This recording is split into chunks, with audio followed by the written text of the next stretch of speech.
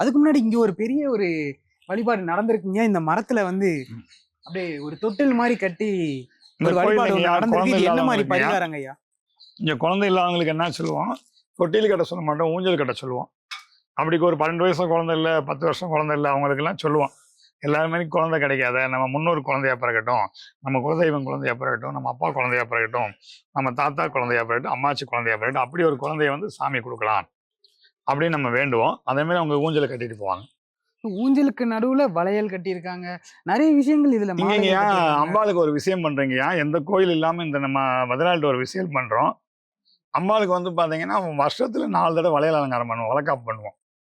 ஒரு ஒரு 12 வருஷம் குழந்தை இல்லாதவங்க, 15 வருஷம் குழந்தை இல்லாதவங்க இங்க நம்ம கோயில்ல சாமி கும்பிடவே வராங்க அப்படின்னு இங்க கிடையாது. இந்த கோயிலே வந்து பாத்தீங்கன்னா ஒரு குடும்பம் தான். இந்த கோயில் பத்திரகாளிக்கு அவங்களும் சாமியா நினைக்க மாட்டாங்க, குடும்பத்துல ஒருத்தியா நினைப்பாங்க. இன்னைக்கு எவ்வளவு பெரிய பெரிய ஆளுங்க கூட வந்து என்ன பண்ணோம், கோயில வளைகாப்பு பண்ணணும்னு ஆசைப்படுவாங்க.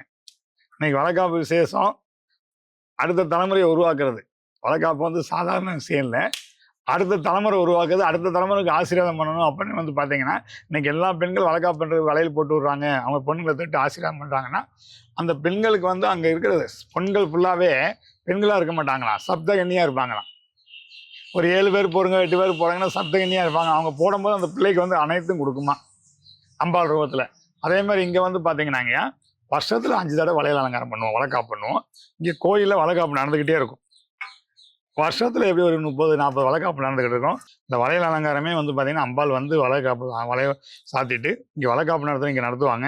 அதே பெண்களை வச்சு இங்கே வளைகாப்பு பண்ணிடுவோம் நம்ம அம்பாள் ரூபத்தில். அதான் சொன்னதில்லை, இந்த கோயிலில் வந்து சின்ன ஆள் பெரிய ஆள் கோடீஸ்வரன் இதெல்லாம் கிடையாது, அம்பாள்கிட்ட வந்து எல்லாமே ஒன்று அப்படின்னு இங்கே ரொம்ப பேருக்கு வளையல் காப்பு பண்ணிருக்கிறோம். அது மாதிரி என் முஸ்லீம் நண்பர்களுக்கு ஒரு பொண்ணுக்கு வளைகாப்பு ஒரு 8 வருஷம் கழிச்சு இந்த பத்ராளியை பிறந்துக்கிறான். அவளுக்கு பத்மாவதின்னு பேர் வச்சுக்கிறாங்க, பத்மான்னு கூப்பிடுறாங்க. பேரே பாருங்க, அவங்க பேர் இருக்கணும், பத்திராளி பேர் இருக்கணும் அப்படின்னு பெண் குழந்தை தான் என் பிறக்கணும்னு ஆசைப்பட்டாங்க. அப்படி அம்பாள் ஒருத்தவங்களுக்கு வாரிசாக பிறந்து அதை ஒரு 30 நாள் வச்சுருந்து கொடுத்தவங்க. அதனால தான் இந்த ஊஞ்சல் தொட்டி, இந்த வளையல் அலங்காரம் எல்லாமே.